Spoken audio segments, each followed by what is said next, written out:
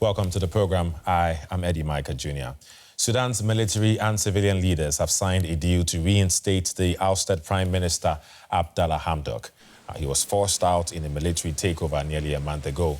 The army says Hamdok will lead a new independent cabinet. They also agreed to release political prisoners who were detained during the coup. But the main opposition group says it will not work with the military in any future government. For more than 3 weeks, Sudan has been rocked by protests, some of them deadly. The unrest follows a military coup headed by General Abdel Fattah Burhan, derailing the promised move towards democracy. Political opponents were detained, and Prime Minister Abdallah Hamdok was placed under house arrest. Sudan is no stranger to coups. In 2019, the veteran president, Omar al-Bashir, was overthrown by the army. He'd ruled for more than 30 years. But it seems these latest anti-coup protests have unsettled the military.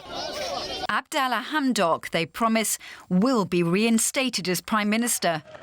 The main opposition, though, says it won't recognise any government that involves the army.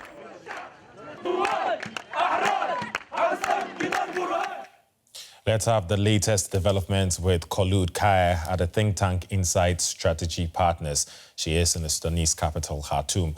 Hello, Kholoud. How are people reacting to the new agreement?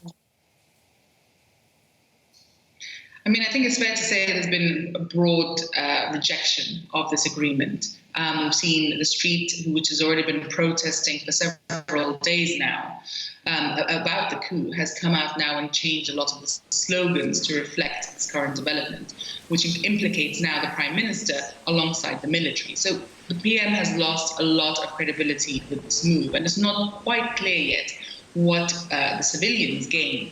And of course, this agreement, much like the coup itself, basically dismissed his political umbrella, which has left him reasonably isolated. So I don't think there's much for him to gain at the moment than perhaps the sort of lessening the bloodshed that, of course, has been carried out by the coup regime in the past few weeks. But his lost legitimacy now means that it's difficult to bring people into work.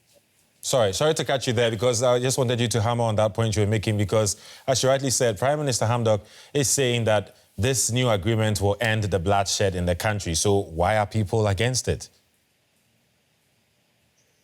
Because what people were calling for was for the military to be, negotiated out, or for the military to retreat from political life altogether. This agreement doesn't do that. What it effectively does is whitewash the coup that happened almost a month ago and enable the military to retain a lot of the power that it has. And this is something that they did in 2019 when they realized that Bashir was no longer popular. They sort of got rid of him, they sacrificed him to maintain control through a new transitional government political dispensation. And what we're seeing now is that realization again, that the street is against them, that they're losing money, particularly money that's coming in from international donors. And so this is sort of a way to maintain power rather than give something up. The terms of the agreement don't stipulate that the military needs to give up anything, power or otherwise. Quickly before you go, what do these new developments indicate about where Sudan is heading? Well, I mean, in terms of the grassroots movements, there doesn't seem to be any cause to stop the protests. And surely this agreement will only, add fuel to that fire. Politically, it's unsure whether this will result in any sort of coherent government in the next few weeks. But more importantly, it doesn't deter the military from staging another coup down the line. If anything, it emboldens them and gives them lessons about how to do that better. Kholoud Kaya in Khartoum, thank you.